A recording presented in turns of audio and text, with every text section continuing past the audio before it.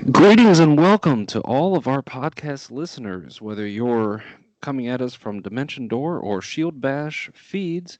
This is Jason, player of Tam Westcrown and Audiomancer of Shield Bash. I'm here with James. I really should ask this. Is it Schwartz? Schwartz. Schwartz. Okay. Yeah. Gotcha. I imagine that was a lot of jokes in the nerd community for you. It was great growing up with that. Everyone's like, "Oh, may the Schwartz be with you," and then I have to explain to them, well, it's spelled slightly different.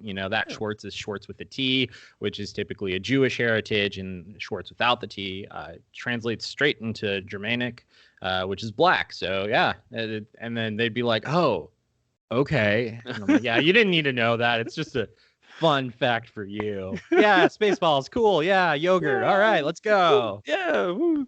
I mean, my last name is still Leonard, and so I got to have all of the Leonardo Teenage Mutant Ninja Turtle stuff. So it's yours gets to last a little longer into your adult life. It does, yeah, especially Mel Gibson. So Yeah. and cult classic like that. I don't know. I think that, like, in the grand scheme of things, TMNT is gonna outlive Spaceballs.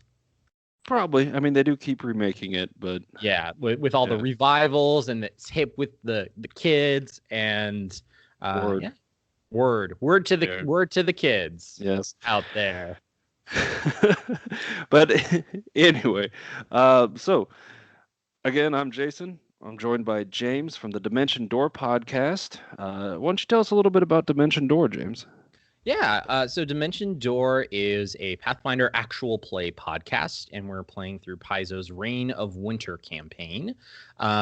It's wonderful. We had a nice start, and then once you hit episode 10, our audio editor, Zach, he's an award-winning audio editor. He's a professional musician. He actually started doing full orchestral compositions for us. So now we're running with full custom audio that's really beautiful and wonderful. We're playing with my wonderful wife, Zach, his wife, and then my cousin David. And it's a rowdy group of fun. We have a lot of greatness and wonder, and it's a blast. It's a giant fucking blast.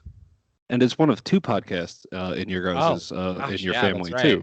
Yeah, so we just launched our second podcast, which is another actual play podcast for Paizo's, I want to say Severed Fate, because that's the name of the show, Carrion Crown, the horror adventure path that Paizo put out. So that one's actually being run by one of the players in the standard show, Amanda, and she is running it for Zach. And then we're joined by two new cast members, Nick Thunder and Madison Rogers. Only 3 players. Yeah, it's a 3-player party. The gimmick for that one, I shouldn't say gimmick. The lead-in for that one is that they are all half siblings, and half of them, they all come from the same father, who was a vampire. So they're all half like vampire. And then they're also bards, so they're using the Gestalt rule. So every level they get a level in bard, and then they get a level in whatever else they want to do. So that has a lot of moving parts. That one's exceptionally cool too, because we got permission from a local band here in Arizona called Adavant, and the best way to describe them is Viking metal. So they provide all of the music for the battle tracks, and it's super thematic and kind of grungy feeling. It's wonderful. It's absolutely wonderful. It sounds fantastic. I haven't personally had a chance to get into that one yet. It's on my long list of about the podcasts that I'm the trying never-ending to list of podcasts that you want to listen to and catch up on, which is always expanding. Expanding. Like I was a purist for a while. I was like, yeah, I'm going to listen to, every single episode and give it my full undivided attention. And now I'm like, okay, I'm going to go and I'm going to do a bunch of photo editing, and I'm going to listen to this show, and I'm going to listen to it at 1.5 times speed and just like consume it. Which is like, and I've stepped away from like the purity of it, right? Like this is gonna get my full undivided attention. I'm like, no, I'm gonna consume everything, and that's still a worthy way to listen to shows, right? We all have our different reasons for why we listen, and mine is to meet new people, discover new shows, and try and support them how I can. Yeah, I personally, I almost can never give undivided attention to any one thing. I usually am working or playing video games while I'm doing podcasts because I can't just sit and listen. I have to do something else. Yeah, I am the exact same way. I am working in, 12 different projects at once. So like having a podcast on in the background is awesome. I spend a lot of time driving around for my day job, so it's just constant feed. And for your guys' feed in the Dimension Door who don't know who we are, Shield Bash is an actual play. We are doing Serpent's Skull. And the way we tend to describe ourselves is 6 assholes and a guy named Will. And don't let your kids listen. There you go. Yeah. I mean, like, yeah. Kids probably shouldn't listen to ours either. I mean, it's not too bad. We're like PG-13 with some R-rated gore. Yeah, we are definitely an NC-17. That's and we make no apologies for it, but we will be. I obviously will not be going too off the rails here in this episode. That being said, today is the introduction. James, you are the first. I don't know if you're aware of that. You are the absolute first for this new experiment we're trying, where we are going to be doing conversations on a meta level topic. Yes, and I'm excited. And James has chosen collaborative storytelling between the DM and players. Yes, it's a very integral part of the game because it's a storytelling game. If you just wanted combat simulation, you'd be playing Warhammer. But here, you are playing a storytelling game, and every group obviously is a little different in the level of storytelling versus combat versus other things as to what your table likes to have. But one of the biggest things for me as a DM and as a player is that a PC is sacrosanct. No DM can ever tell a player, in my opinion, what that character is feeling, what they do, what they should do. You can alter the things around them, but you can't mess with them. You have to work with them and obviously they then also have to work with you to make sure that their character fits. And I've had some really bizarre backstories. I've had people come in with really awesome characters that have zero backstory. David, you're not David. Sorry, I'm not David. No, we have a David. Yes, James. Sorry. Yeah, that's all right. What is in your opinion, the first thing that you think of when it comes to collaborative storytelling? When it comes to collaborative story, I think that the most important thing to foster with collaborative storytelling is like get rid of the hostility. Like this isn't a game that is about like whoever is running the game, right? The game master. It's not them versus the players, which is just so toxic to a table, I think. Like I am not competing to like kill off characters, and the characters aren't like competing to, best me and like trick me into like saying something and being like, oh well, you said it, so it's true. It's collaborative storytelling is literally like collaborative. You have to work together, and that's really getting rid of kind of like the animosity, the competition of the game of trying to beat each other, and really just like not viewing each other as adversaries, but viewing each other as like literal storytellers, right? Where we're building a story together, and in order to do that, I'm not going to go out of my way to kill you. Like, I'm not going to devise this way. I'm like, yeah, I'm going to kill him this time. Like, I might come up with scenarios and situations where, there's a chance for death here. But I don't think I've ever, like, gone through with something that's like, okay, this is going to be the death box. Like, I'm going to throw everything I can. I want to kill someone tonight. I love death. I love tragedy in storytelling, but I don't like going out of my way for it, because if I go out of my way, if I push it, it doesn't feel natural. And that doesn't... Death has to mean something. Kind of.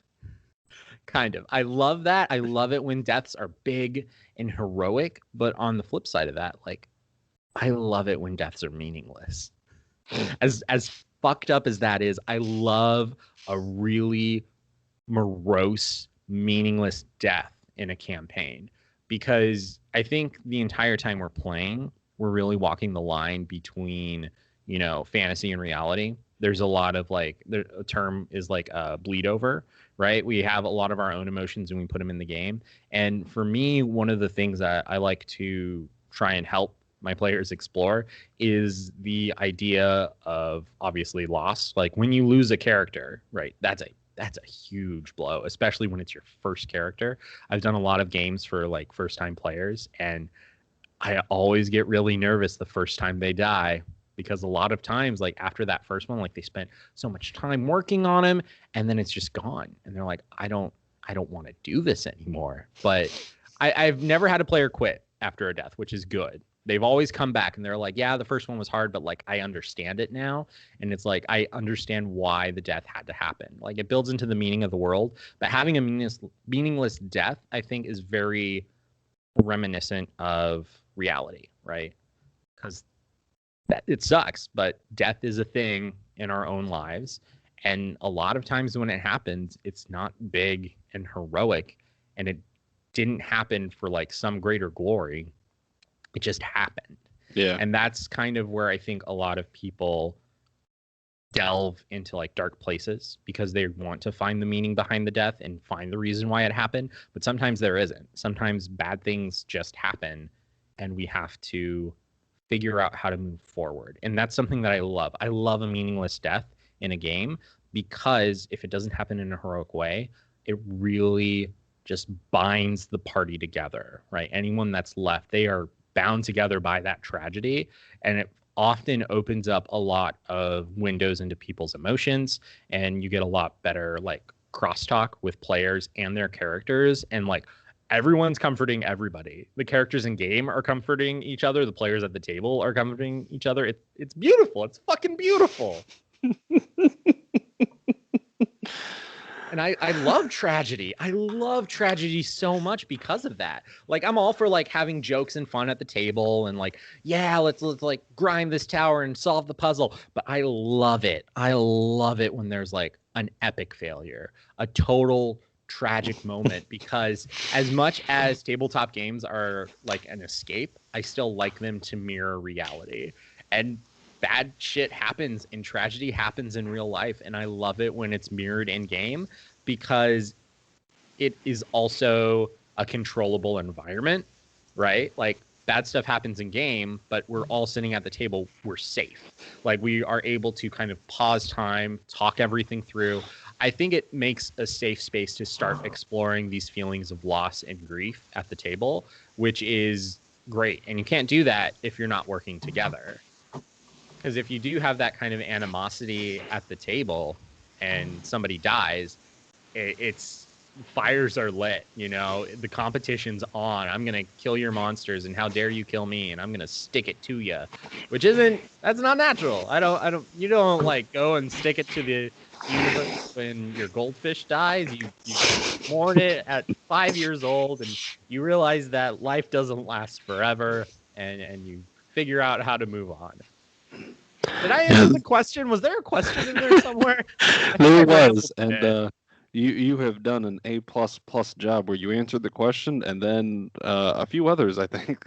Oh, so, good. Yeah. I ramble sometimes. Feel free to interrupt me. I love thinking about this stuff. Like, I mean, that's part of the reason why I chose it, right? It's definitely a passion of mine, is having this like friendliness at the table, having that environment, and then just fucking ourselves with it. I know the group I started gaming with well over 10 years ago now, there was that concept, and I it never reached the point where I felt it was toxic.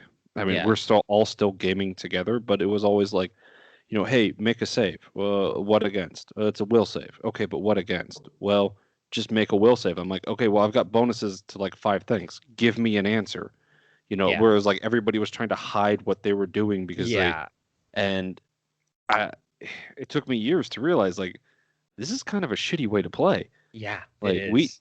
we need to fix this. So like I personally have tried real hard to like give that information. It's like, okay, make a will save against the transmutation effect, Yeah. and somebody over here is casting a spell, make a reflex save, and Yeah. things like that. And it's just it.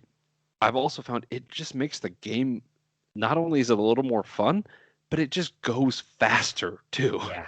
to Yeah, not it have to like does. pick at each other all the time. Yeah, and that's especially like nowadays where like we're stuck at home, we're playing online, like nobody wants to sit at their desk, in their pajamas and listen to two people bicker about what rules are what. Like, come on, let's go. Let's play it. Let's play the game. Let's just resolve this and move forward because like long term, like is that one save going to, with the bonuses and you hiding that bonus, how long are you going to hide that bonus for? How long are you going to hide what kind of spell that was for? It's like it's so short-sighted to try and fool each other at the table when the thing you can do, to counteract that is to kind of have this open dialogue. Like a lot of times, I'll be running things, and parties will be trying to figure out how to infiltrate a fortress or something, and they're always looking for that perfect solution, right? The thing that's not going to get them caught, the thing that's going to let them bypass the monsters and not alert everybody. Yeah, where And the party spends 20 minutes talking about, a yeah, solution, and you as the yeah. gamer bashing your head like, just please try something. Yeah. Analysis paralysis is what one of my players coined, and I love that. It is because players get like stuck in their heads and they're trying to find a way. So like when they're doing that, one of the things I've found that helps break out of that, those 20-minute jam sessions of just going in circles and picking all the problems in every plan is actually like voicing my thoughts as the DM. Like if something comes up, I'd be like, yeah, that could work. Like I never have the perfect solution, right? I never have the perfect plan for them that they need to figure it out and then they can do it. No, like I love them coming up with things and like I will adapt. So I love having a living world. That's kind of one of the things that a lot of my players like, that I've kind of coined the term of a living world.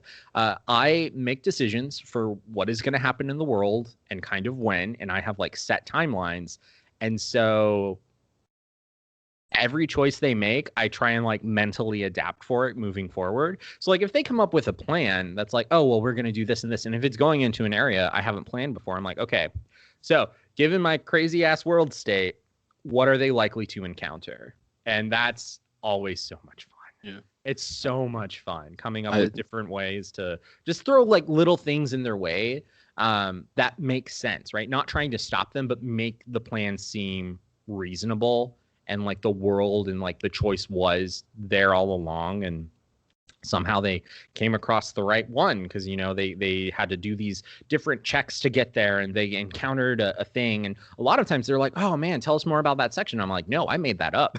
I made that shit up. You guys had this plan and I didn't want to stop you. I was like, yeah, go for it, let's wing it. So you are far nicer about that than I am. When my players get stuck, I have the philosophy of in walks the man with the gun. Yeah, that's in the worst case scenarios. Yeah, you aggro the party and you force them to make a decision. That is it's a good tactic, honestly. Like there's certain instances where they're still like, after I say like, yeah, you could do this or you could do this, they still spend 20 minutes like, oh no, we should do that because of this, and they're like, well, actually because of this, and then I'm like, all right, time's up. Yeah, because like how much of this discussion is meta and how much of this discussion is your players, like the characters, having this discussion? And there's so much bleed over in that time, like especially if they're like dropping in and out of character voices, and at a certain point, yeah, you guys say like, you guys have been talking like this for like at least 5 minutes above like loud temperature. Here's a guy, keep going, let's go. And that's like one of the things that you have to do as a game master. You have to figure out the ways to break players out of that paralytic state, because I fucking hate that paralytic state. I've played in games where we get into analysis paralysis and I just check out and I am 1,000-yard stare waiting for someone to like concede and say, yeah, you're right, we should do your plan. And I just, that kills it. That kills the game for me. That kills all the fun. And I hate it. I love coming up with crazy ass plans, but I don't like going back and forth on whether or not it could work given the millions of possibilities in the game. Yeah, no, my record and the story I like to tell is I was running a society scenario called Fragments of Antiquity, and there's a collapsing bridge. Spoiler alert! Ooh. And it's in the first like 15 minutes of the scenario, or it should be. We were an hour into the 4-hour block, and I was like, guys, it's a freaking bridge. Like, you've come up with like 12 plans. Try one of them. Yeah. Please. We only have 3 hours left. Go. Yeah. You've got a whole thing. Oh, man. I was about to tear my hair out with those guys. But we have completely wandered off of our yeah. Sorry. topic Feel again. free to redirect me at any time. I will sit and listen. I love, like I said, this is my major passion. I love talking about this. But the thing that I want to kind of redirect us back onto, the beginning part of any collaborative storytelling in any campaign is before you even start the game with character backstories. Yes, character backstories. And for me, the most important part of a character backstory is why. Yeah. Why are they there? Why are they adventuring? Why are they doing this thing in whatever campaign you're running? And why are they willing to risk their lives to continue doing the thing? Yeah. It's almost like you've identified that the most important part about a character is motivation. Which it is. It really is. Because once you figure out like your character's motivation, you're gonna know how to play them. You're gonna know when to not make the smart decision and make the in-character decision that's super flavorful and really fleshes out your character. Like I love playing stupid characters. I love playing low wisdom characters because me, James, super heavy into the lore of Pathfinder and Galarian. I've read a bunch of like parts of AP, so I know tons of spoilers. I love playing stupid. And even better than that, I love it when I fail a check and just make shit up. That is definitely wrong. My character thinks it's right, though. And it's a fun red herring that other players can give each other, right? And that's kind of like stoking the fuels of fun at the table is really like, I think having one player that is making those decisions to like nerf their character in some way or behave a certain way, the ones that have really hardline their motivation like you came up with, right? That really important thing to flesh out your character, the one like having one great player that's good at that is the most nurturing thing for other players at the table, in my opinion. As long as they are willing to, again, collaborate and, work with that, especially like when you get false information. We, like in Shield Bash, we are basically 120 years of combined experience of gaming, right? Mm-hmm. So a lot of them know, like, hey, if you say that skeleton's actually, the DR is bypassed by piercing, everybody at that table knows that's not true. But if they're willing to work together and say, well, this is the information we have, let's go stab it. Yep. And not, just walk past it, or like, oh yeah, no, the mayor of this town is definitely a vampire because the guy who makes all of our checks totally said that. Yeah. And we don't know that he bombed the roll, so that guy's a vampire.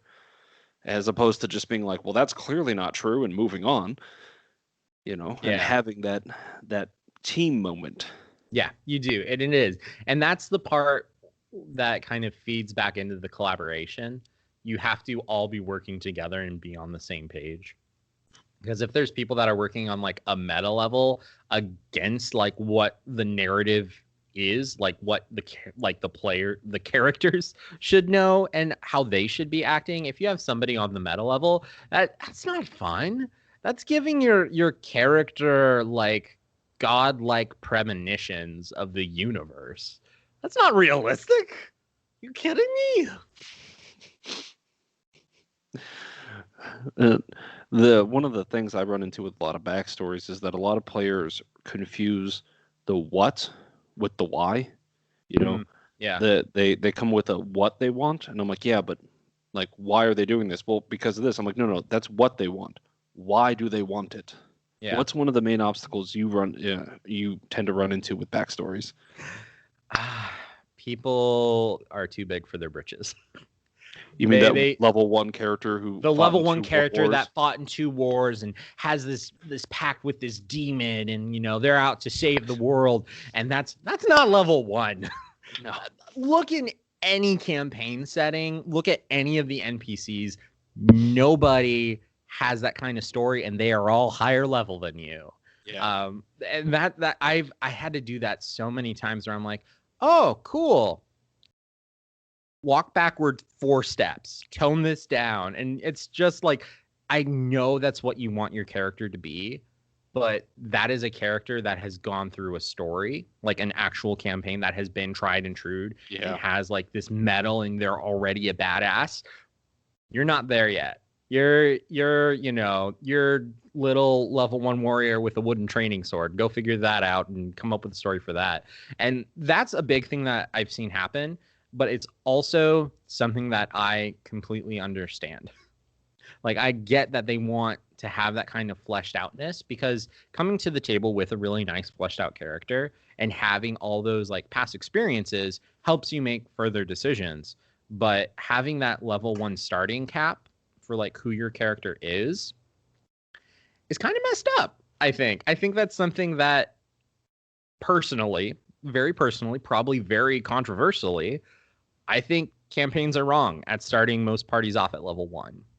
Because when all of these situations happen in towns, like wherever the starting adventure is, right? Some kind of bad thing happens and the party has to come together and go and fix the thing. Why are all of these towns and groups getting together, these level 1 people with absolutely no real world experience, to go and solve the important thing? Yeah. And that doesn't make sense to me.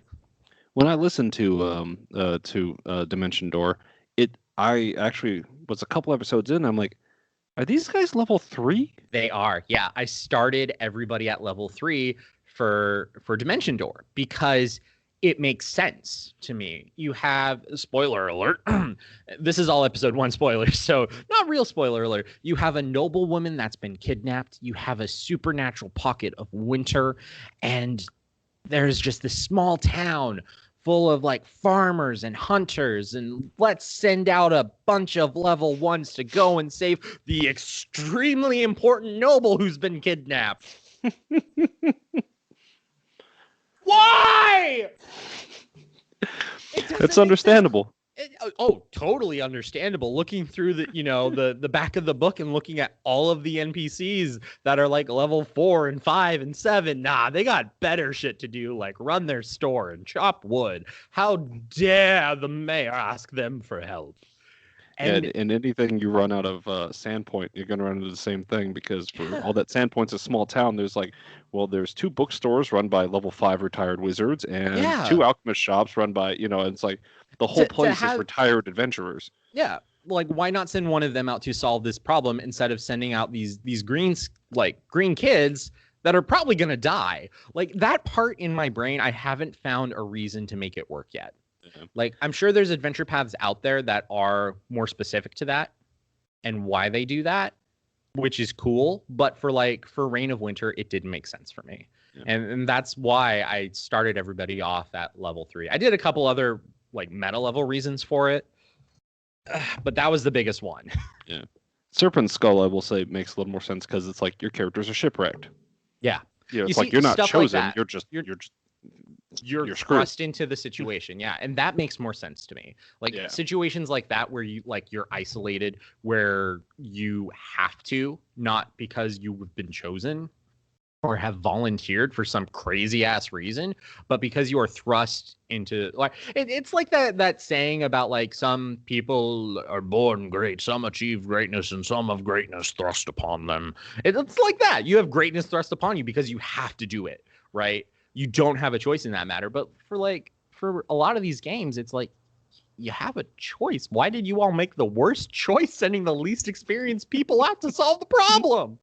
Like, that broke my mind so many times when I saw it. Now,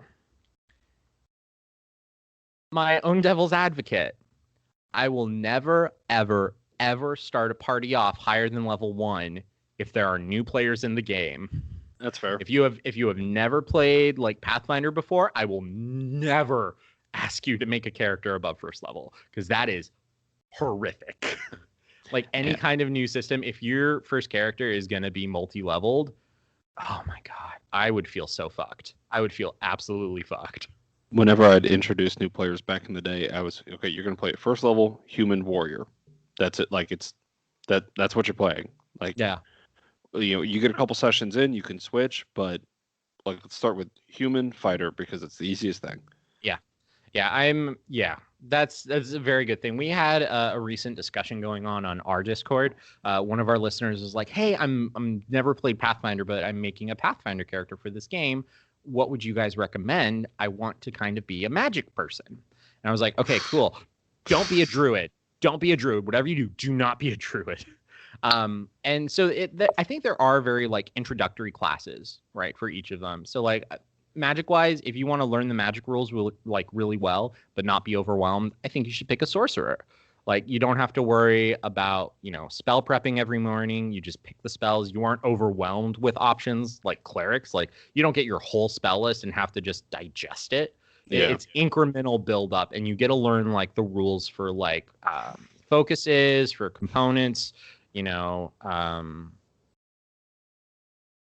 casting times and ranges ranges, all of that stuff. Like you get to learn that incrementally as you go, which is important. And I think that new players who want to get into gaming, fucking do it. Make sure you have a cool ass GM. And one of the things I do with my players is like for the first couple levels, especially if they're new, I will be just reminding them about game mechanics. Like, oh, well, you could charge this person if you wanted to, or, I see where you moved, but if you move over here, you're going to give this person flanking. And I think a lot of that is like meta knowledge that some players just don't have and they don't remember, but like their character probably would. And I think it's like that's kind of where I give it's like offering someone like breadcrumbs. It's not breadcrumbs. Offering them a gift of shows amicable. You're being nice to them. Yeah, I'm being nice to them. Yeah, I'm being nice to them. I'm like, hey, you should. I am telling you this, and yeah, it's going to probably be worse for the monsters you guys are fighting, but like, I never want people to not make a decision for their character when I have meta knowledge about like mechanics and stuff, because if they had that meta knowledge about mechanics and stuff, they could probably make a better informed decision. And I'm all about informed decisions. Yeah. It ties all the way back into you shouldn't hide things from people. No, you shouldn't. Yeah. You shouldn't. Yeah. Keep it out there. Yeah. Keep it out there. Be open, be honest with each other, and like, help each other out. Like even I've had players that like, because like once you extend that like that nicety, like chances are players are going to give it in return. They'll be like, oh man, that creature could like do this and like shove me off the edge. And I'm like, yeah, they could. You're right. I'm going to have to do that. And they're like, I understand.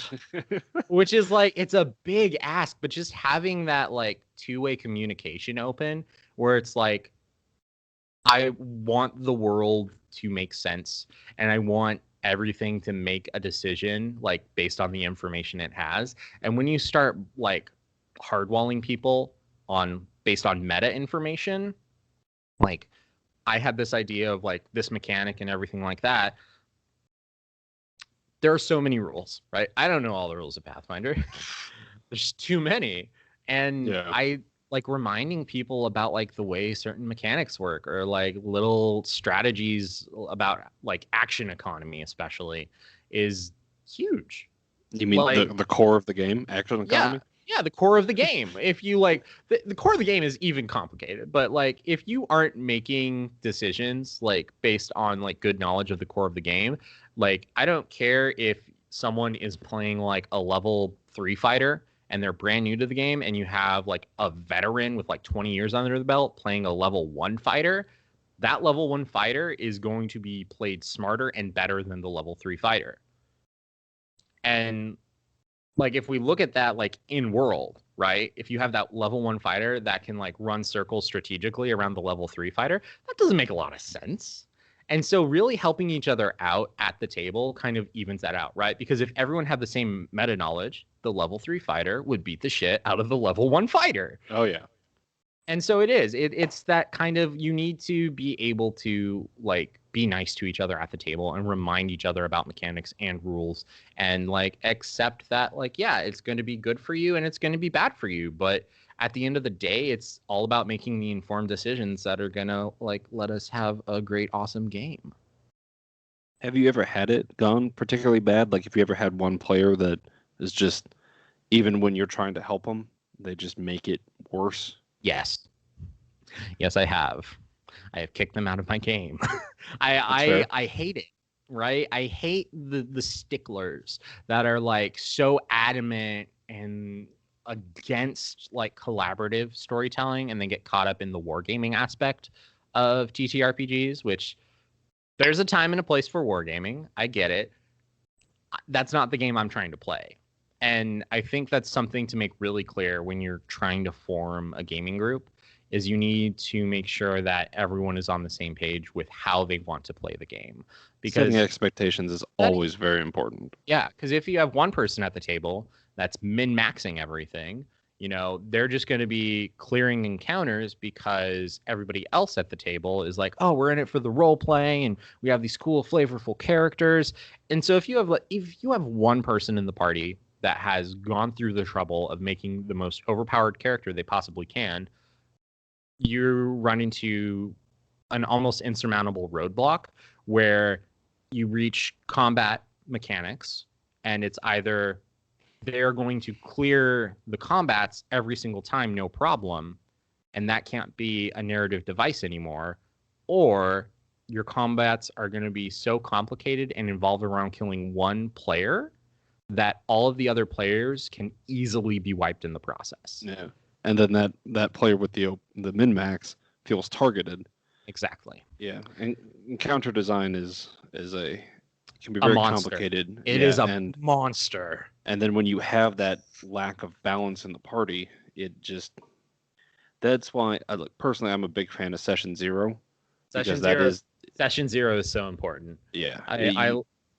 The GM gets to set the expectations of what they want from the players. The players can set the expectations from they want from the GM. The campaign is discussed, and the players I find can generally balance themselves and each other based on that Session Zero conversation of like, okay, well, because when I first started, I didn't want people to discuss what they were playing. I just wanted them to play whatever they wanted, so they were happy with their characters. And then when I ended up with 2 wizards, a sorcerer, and a witch, and a rogue, and a cleric, and I'm like, wow, this party's hosed. Yeah, they're fucked. Yeah. It was like, okay, we're going to discuss characters from now on. Like, that was my turning point of like, okay, you guys, like, we need to work together. Everybody can still play what they want. You know, we'll make sure everybody's going to be happy, but this is a team game. What the hell was I thinking? Let's build a team. Yeah. That party composition is big. That it is very big. And I think having the Session Zero, like as soon as possible, is important. Like I've had this problem before with certain games where, you know, someone will be like, hey, do you want to play in this game? And I'll be like, yeah, sure. And they'll be like, cool. Here's the player guide. I'm like, no, because by the time we all come together to discuss it at the Session Zero, most people already have their characters, like the idea of who they want, and maybe it's already built, and that's bad. That's very, very bad because you're not working together from the start. And at a certain point, I kind of get it. Like I want people to play what they want to play and have a good time. So like a lot of new games I start up for new players, I will tell them, I'll be like, hey, play what character you want. Here's kind of the rules. Let me know if you need help building it. And then we'll have a sit down and we'll talk about it. And then a lot of times what I'll do is I'll get one of my like veteran players from another game and I'll be like, hey, you want to come play an NPC for a while? And they'll be like, sure. And I just like, here's the role that needs to be filled. We're just trying to get these fledglings, up and going a bit. But a lot of times for the new parties, if they all want to like play spellcasters, I'll be like, okay, you guys can all play spellcasters. And I'm going to try my damnedest to teach them how to take encounters properly. Because if you're playing a bunch of spellcasters, don't go kicking down the fucking door. There's a story I heard a long time ago of this guy who was it was him and his one friend that had played for a while. He was going to DM, and he had 4 new players. And they did like a session 0, a pre-campaign session, and yet they all decided, all 4 of the new players, to play wizards. Oh, God. Despite his insistence. So his one veteran friend was like, okay, well, he played an elven archer. And this was back when elves could see in the dark, right? Uh-huh. And they were all 4 newbies were humans, and the first adventure had them cave diving. And this is one of those stories that was just like, well, I'm not sure what the hell they were thinking, but the veteran friend basically, he was holding the lantern, and when everybody got into this tight corridor, he just smashed the lantern and said, rule number 1, if you can't see in the dark, carry your own light source, and left them there to die. Oh, fuck. Yeah. That's like a horror story. Well, that's a dick move, is what it is. It's like, move. You might as well just say like, no, rebuild your characters, because this is not like, you guys will die on your own. But yeah, and that's the kind of thing that I hate. Like, fuck that guy. So they spend all of this time building their characters. We're all sitting down, we're having fun, and then you just like flip them the bird and be like, peace, guys. You know all that work you did, and I know I could have said something to stop it from happening, but I thought I would punish you for making an uninformed decision. Why? For some people, they think it's fun. I don't personally get it, but I don't either, and that's sad. Like, that's one of those situations where if I was a new player, I might not ever want to play again if that was my first experience. Oh, yeah. Which is, come on, like, be inclusive. Like, don't punish people for wanting to play the game when they don't know the game. Like, teach them to play the game. Like, give them some leeway. Like, that's the other thing I do. Like, even with my veteran players, like, you can have your character on paper. It could look great. You could think it's going to play a certain way, and then you start to play the character, and maybe you have the motivation start to come out during session. And maybe some of the things you picked for that character don't make sense with the way you're playing them, or maybe you don't like, your archetype as much as you thought you would. I always have a 3-session rule, like even for the podcast. If you have a new character and play 3 sessions with it, make whatever changes you want. Like, I get it. I get that you will not know the character and how it feels and how it plays until you have time to kind of suss it out. So, like, that's something I do. I let players make changes, like, first 3 sessions of a new character. Like, if you think you need to adjust your stats or skills, like, go for it. I do something similar with that, where when they level up the first time, I'm like, okay, you're about to level up. If you, like, this is a new character. If you hate it, you got a feat that you're never using or whatever, this is the time to change it. Yeah, I've done the same thing before too, especially like long form games and everything. Someone will come up to me and they'll be like level 8, and they'll be like, "Hey, I took this feat at level 2. I've never used it. Can I swap this out for something so I can like get this feat?" And I'll be like, "Yeah, sure, why not?" Because like even in the Pathfinder rules, there's retraining. Yeah, and it's like, all right, so sure, yeah, you haven't used it. There've been like 2 months in game. If you haven't used that feat for 2 months, it's very easy to say that you've just been retraining it this whole time. Yeah. Like there are in-game ways that you can kind of magically explain away and make the universe work to fit the situation, which has its place. Like the whole thing, right? You want to be so hardline on one way to tell a story. Like you want it to be organic, you want it to be true to the scenario, and you want it like everything to make sense. But sometimes when the things make sense, it's not fun at the table. And sometimes when things make sense, it blocks you out from making certain decisions. And that's where you need to make concessions, right? You need to be able to have that flexibility to let go of this like pure idea of what the game should be, and you need to like flex it, and you need to say, okay, this would be better for everyone if we did it this way, or yeah, you're right, that's a good idea, that's a good point, let's do this, so like people's feelings aren't like super crushed, or people are offended, or there's so many different ways. Like you need to play fast and loose isn't the right word, but like don't be a dick. Like that's what it comes down to, I think. Like don't be an asshole at my gaming table, and I won't be an asshole. And honestly, if that's your mindset, things are probably going to work out. Yeah. One of the games I'm running is Kingmaker. And the infamous Kingmaker. one of the I'm going with the option where between every book is a D20 in years. Yeah.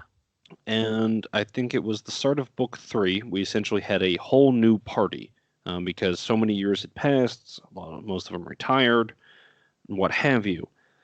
And I took this new party of like level 5s or 6s and pit them against an enemy that there is no way they could take down without fatalities. Yeah. And in that fight, I killed 3 players. Ooh. Ooh. And I knew I was going to kill players. Yeah. And some of them were rather upset. But I had planned for it with Scrolls of True Resurrection in there because this was a, hey, this is your new party. Let's see how you guys function with dealing with things that you can't handle. Like, let's see how far you can push. Yeah. But the players obviously didn't know that was going to happen. And they were nonetheless surprised and a little salty that the character they spent 2 weeks building died. Yeah. Obviously all was forgiven once they realized they were coming right back. But how much do you like to surprise the people at your player, especially long-term campaigns like the podcast? Yeah, that's a great question, and that's a good scenario. I like narrative hooks. I love those situations that kind of pop up and catch everyone by surprise. I think that throwing them like an exceptionally deadly enemy is great. But for me, I try and just catch them off guard, right? Blindside them completely with some kind of big twist or a narrative hook or like this big reveal of some kind of someone's history. I've never gone for the kill box method. I think that it's fucking great. Like there's definitely scenarios that I can think of where it's like, yep, someone's gonna die. Like, and I think that one of the things I do, which I don't know if this is like a good practice or not, is like when we're about to go into like a big battle or something, like kind of like to iterate like what's on the line, right? Like there's fights we'll go into and I'm like, now remember guys, this is the boss. This is the big bad that you guys have been looking for. And then I pause to let them process that. And then I just follow it up by smacking him in the face and saying, some of you have a very strong possibility of dying. I've never done that as like the start of a book or with a new party though, that's really interesting. That's really interesting. Well, thank you. Like it's oddly brilliant, right? Because it is playing on that like you need to trust me and I'll trust you sort of like two-way street, but that's also like it's a little fucked up. But it pays off in the end. But during it, like, there's some salt. There's gonna be some salt, and it is a little bit fucked up. But like having that light at the end of the tunnel is kind of okay. Like I think if I were gonna throw people into that kind of meat grinder right off the bat, I'd be like, hey, heads up. It's gonna be rough out the gate, and like not really explain it past that, but kind of let them anticipate some shittiness. But I don't know. That's such a unique scenario, and I think it really is like a player by player basis of how the people at the table are going to handle it. And I will agree that your narrative blind sides are a lot more interesting, where it's, oh yeah, this guy's actually your brother Yeah. that you Like those didn't are know you had. Yeah, like I will always remember those more than I remember like the big battles and the epic moments. I'll always remember those things where like, oh, I thought I knew everything about my character's past. It's my character. You're right. You thought you know everything your character knew. And what they knew was fucking wrong. And then you're just like, ah. My wife has a story from one of her old sessions that she played where this character was like, they were like level 10 or something, and they had like their whole backstory planned out and they've been playing for years. And then the DM's like, by the way, you were brainwashed and none of what you remember is true. And this is who you really are and who your real family is. Wow. And the look of like horror and shock. And he was like, but it's on my sheet. Like, it's I don't know if I would have been happy or pissed. I don't know either. And like that's where the gold is, right? Like cuz there's these wonderful situations where we have all of these strong moments together as like GMs and players, and we're having a great time and we're doing great stuff. And I think at a certain point having that mentality at the table gives you the leeway to fuck with them. Yeah. Cuz at the end of the day, like if you have that built trust between you, like having a really fucked up moment like that is fucking huge. Like that's memorable. But if you're just throwing them fucked up moment after fucked up moment, you're gonna get numb to it. You're gonna expect it, and it's not gonna be fun anymore. It's not gonna be meaningful. And there has to be meaning, right? There needs to be a reason for why everything in the universe is happening. Like, because that's how physics and making choices works. One thing leads to another thing, and like I know I said earlier that like a meaningless death, like something still caused the death, and the death itself has meaning in that, like even if it's like this freak scenario, and they will derive meaning from it. And they will derive meaning from it, exactly. But like I don't like to make things happen just to make them happen. I like to have a reason for why it's happening, and that kind of like it works for the story, because when you try something kind of fucked up like that and you can explain why it happened and you have that like circle of trust at the table, most of the time I think players are going to understand like why it happened and why you did it. The expression I like is, it's a big world. There's a lot going on in it. You don't know most of it. Yeah. And that's yeah, and I think that's one of the things too that like session 0 is for. And like what I say when I'm like, yeah, take your character, that's great, I love it. Take 2 steps back though. Like maybe you haven't talked directly to a god.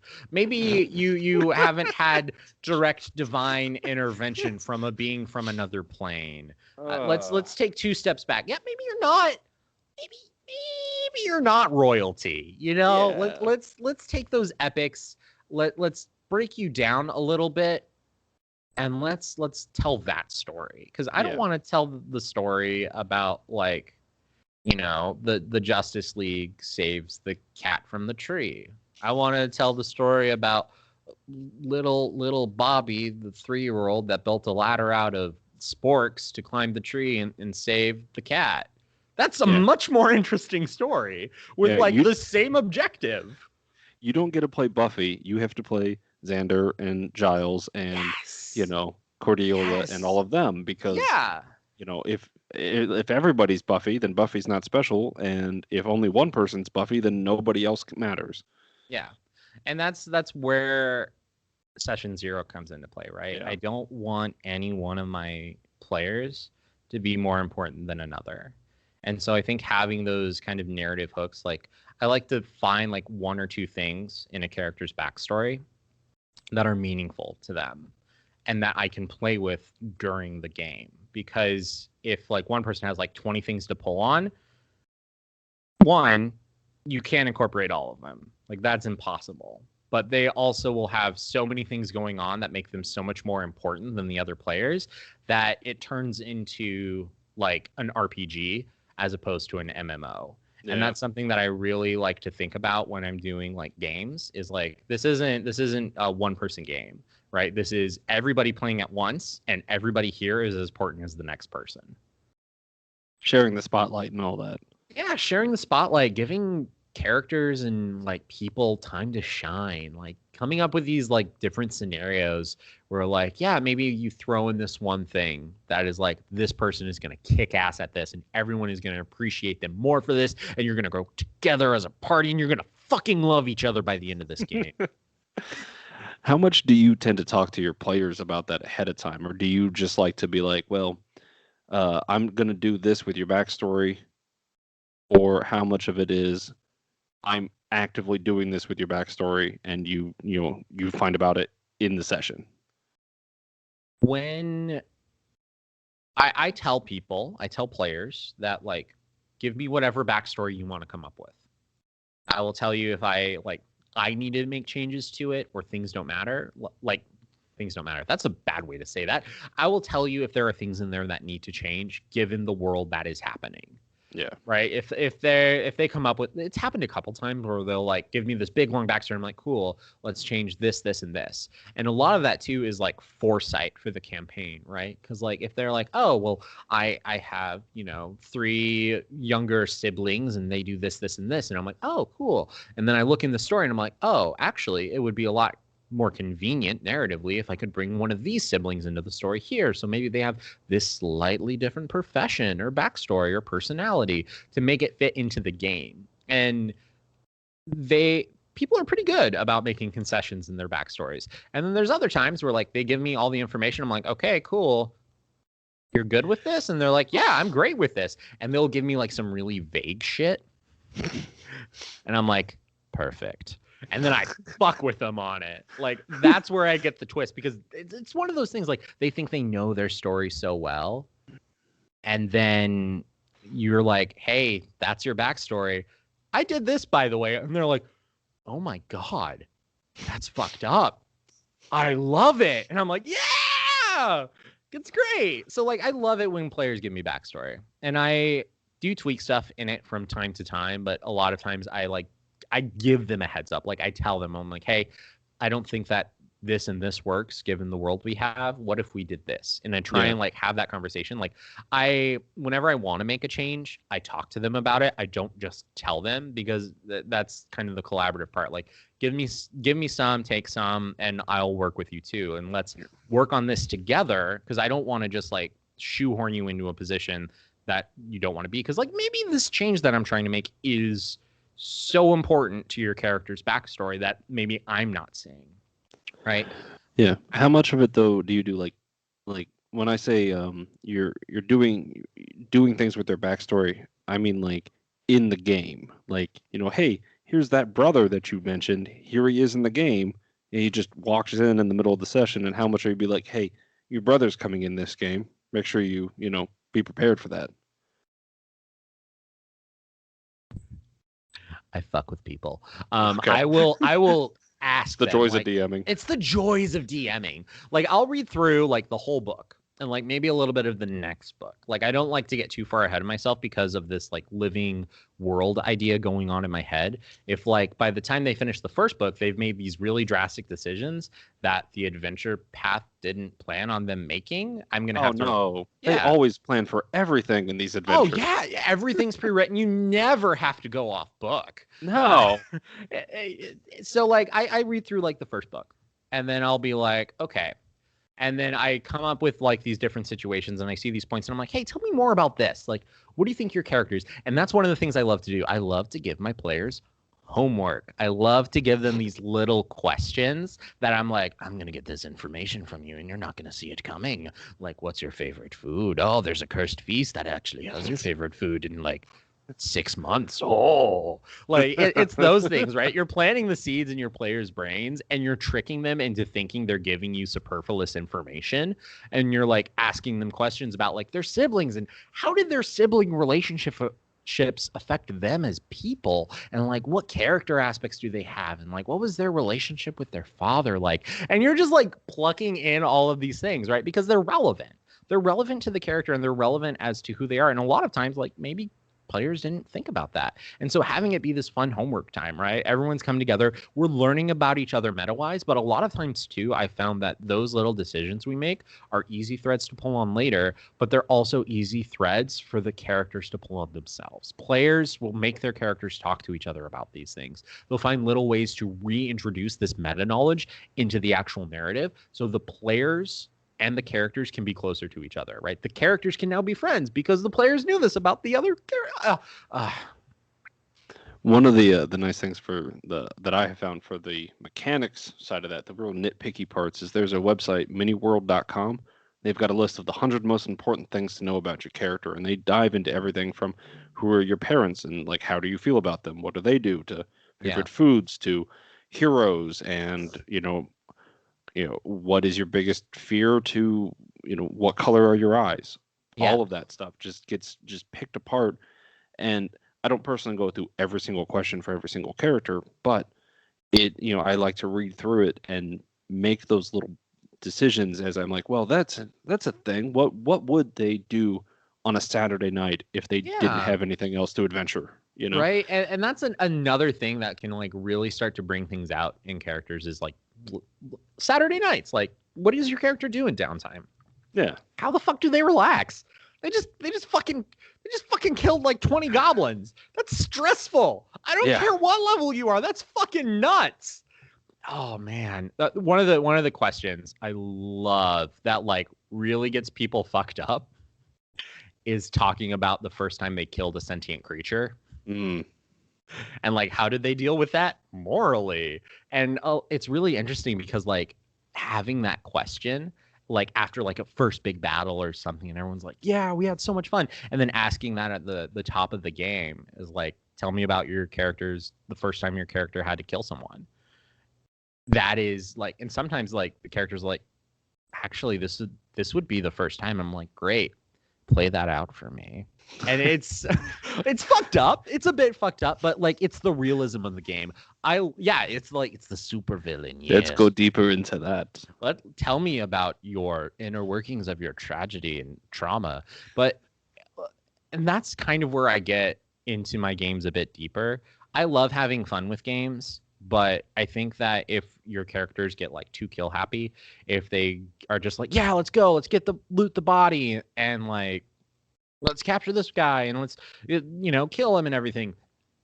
You can get caught up in that as like you're winning, and bringing it back down to earth and like really throwing you in the moment.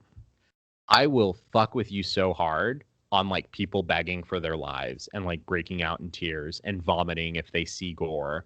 And if like you guys are getting too combat happy, I will describe viscerally how exactly you killed that creature, because it's that mind shock, right? It's that little bit of mind fuck that brings you into the moment, and you're like, you're right, this is really fucked up what's happening. Like, it's gruesome, it's nasty, it's bad.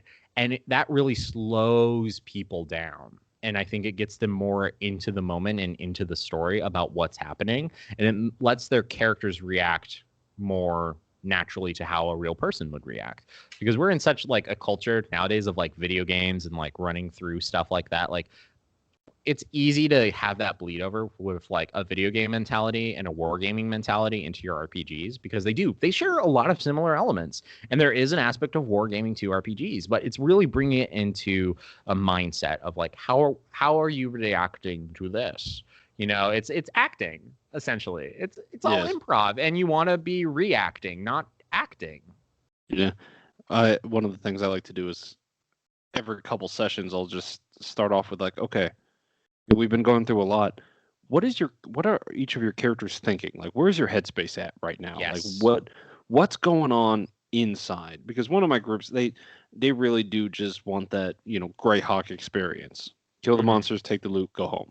And that's what they want. It's fine. It's great. We'll run for that. But they don't really role play with each other.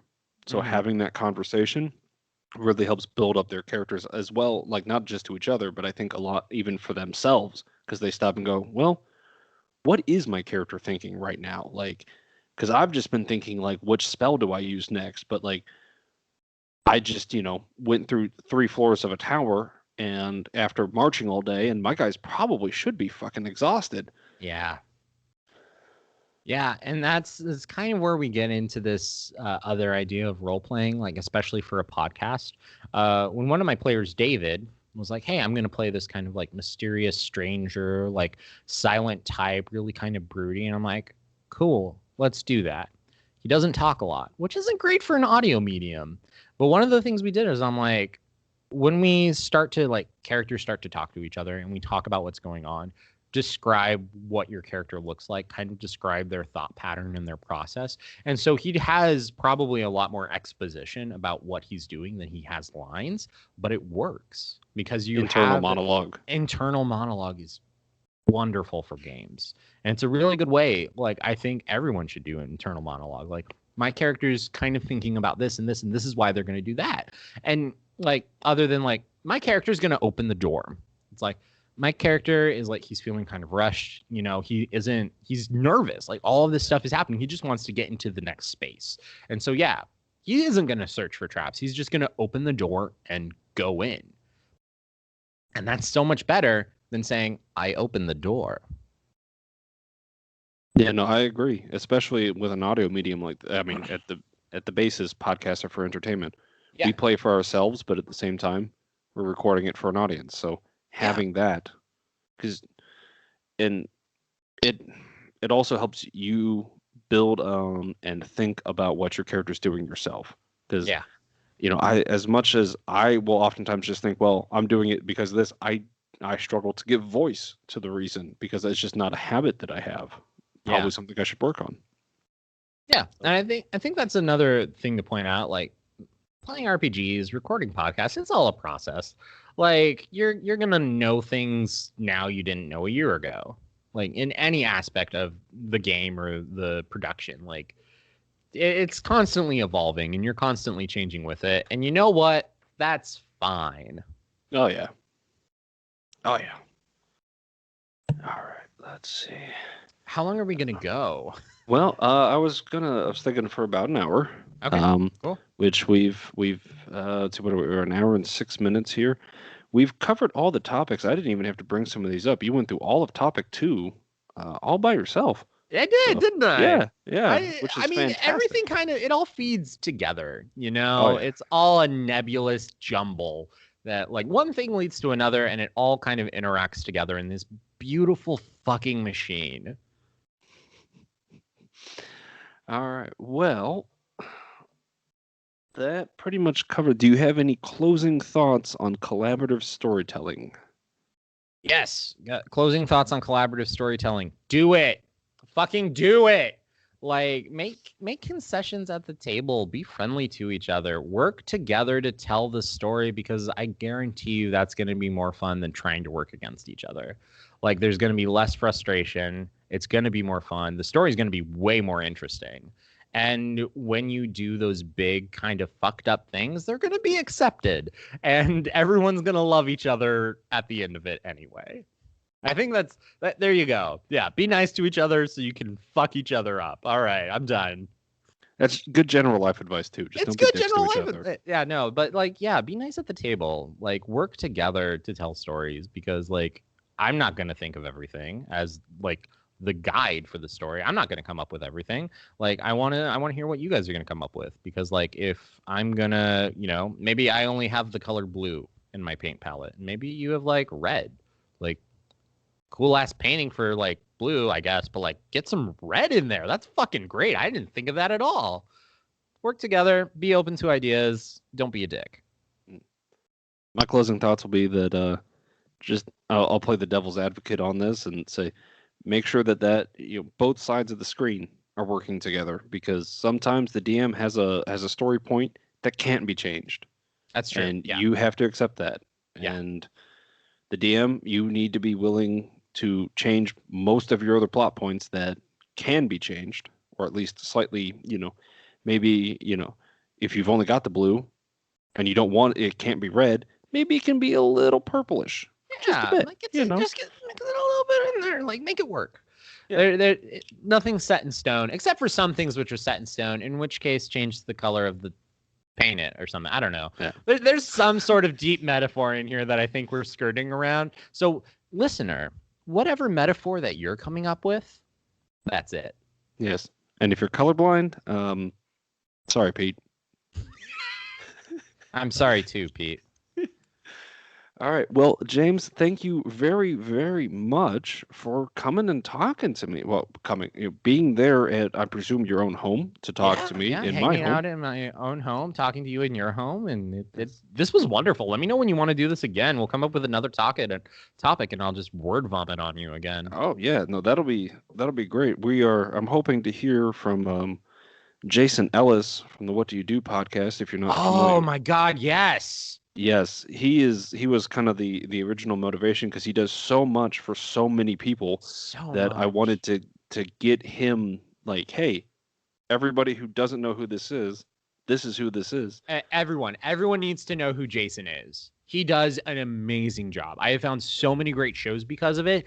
More specifically, I have found a Pathfinder community within the podcast realm because of him. He's doing amazing work. Listen to what he has to say. Hi, Jason. You're great. We love you. And, we're hoping to hear from the Cracked Die podcast. And ooh, that's a good one, too. I haven't actually. They're also in my list, but I'm going to have to jump them up a few spaces if, once we nail down the time so as I can go in knowing who I'm talking to. Yeah. And after that, even if I get some more bites, I'm definitely going to come back because this was a great conversation. Just keep going through this because there are so many different potential topics to talk about. Yeah, there are. Like it's an ever evolving landscape, and I always like these meta discussions, especially with people that play the game and are also like in the industry, quote unquote, of podcasting and specifically storytelling. Oh yeah. Yeah. Well, that's going to be it for us listeners. Thank you very much. If you are on the Shield Bash feed, please hop over to Dimension Door. If you're not familiar with the Reign of Winter adventure path, all the better. If you are, and you know that book 5 worst kept secret in the industry, then go and listen anyway, because it's still a really fun podcast to listen to. And if you're on the Dimension Door feed, please come on over and check us out. As long as you don't mind quite a bit of it's hard to say whether it's childish humor or adult humor, because when you're a child, people say only adults should make that joke, but when you're an adult, everybody says they're childish jokes. But we're there. You can come listen to Serpent Skull. You described it perfectly. Everyone knows exactly what you're talking about. I guarantee it. Yes. All right. I'll see you next time, James. Yeah, I'll see you next time.